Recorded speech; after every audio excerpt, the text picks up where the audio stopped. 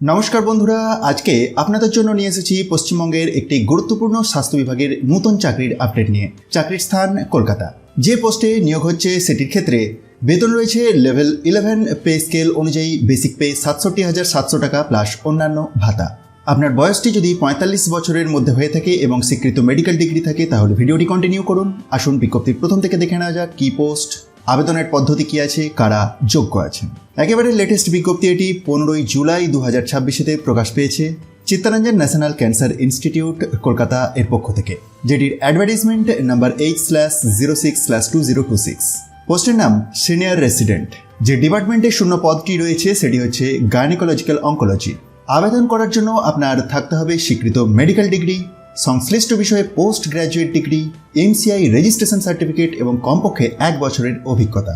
23 জুলাই 2026 এর সকাল 11টা থেকে রয়েছে walk in ইন্টারভিউটি CNCI Hazra ক্যাম্পাসেতে।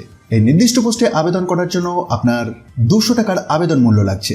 UR, OBC, EWS ক্যাটাগরির প্রার্থীদের জন্য 200 টাকার আবেদন মূল্য, তবে এসসি বা এসটি বা মহিলা বা পিডাব্লিউবিডি প্রার্থীদের ক্ষেত্রে সম্পূর্ণ ফ্রি।